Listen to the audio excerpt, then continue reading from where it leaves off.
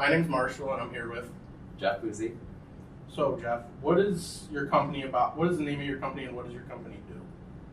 So the name of the company is Navigant Consulting. We're a professional services firm. We currently have 4 main segments that we service. The disputes and investigation segment, which is our second biggest. Healthcare, which is our first biggest. The financial services group, and then energy. So those are the 4 main segments of the company. Okay. What is your role in the company? So currently I am part of the financial planning analysis group. So my current role is I'm in charge of the budgeting and forecasting process. When it comes to like managing money and making sure that nothing fraudulent takes place, like no one's taking money from the company and the company's not scamming other people, is there any internal control policies that you use?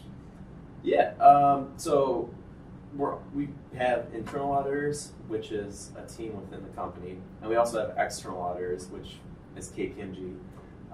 And both of those groups their main purpose is to make sure we're recognizing the right amount of revenue, right amount of costs, and just trying to catch anything fraudulent that would be happening. The internal audit team is the ones that develops these controls, and then each quarter they run tests to make sure the controls are running properly. And then we also have KPMG, who's our external auditor. They do the same thing. They run tests on the controls to make sure that they can say with confidence that our numbers aren't fraudulent because we follow these controls. Mm-hmm. So how does your company Navigant earn revenue, and what controls do you have around revenue being recorded? So Navigant earns revenue by providing consulting services to other companies. The most basic way to put it is we bill based on how much time we spend consulting, though it depends on the contract. There's different contracts that have different sort of milestones to get paid. So it really depends on the contract, on how we're getting paid and what work we're doing to recognize the revenue. I would say the controls that we have around it are on revenue recognition are first the type of contract. For example, the most basic form of a contract is you've worked 10 hours, you bill them, you charge $200 an hour, so therefore you're at $2,000 that you bill the client. Yeah. So very simple. Usually those contracts aren't very risky in terms of revenue recognition because let's say it's pretty straightforward. You work, you bill a client, you get paid.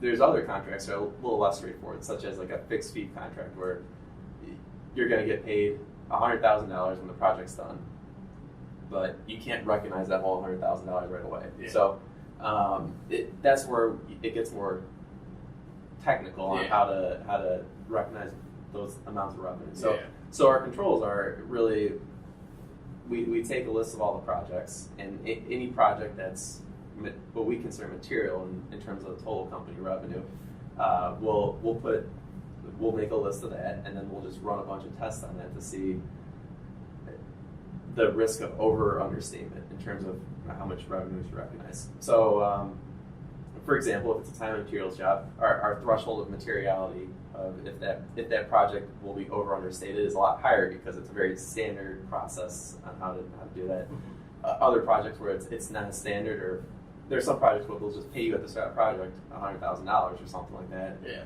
Like you can't recognize that $100,000 right away. You have to figure out how to mess with it. So yeah. In terms of difficulty and how much work it is to figure out how much to recognize, that's kind of a threshold of materiality on the project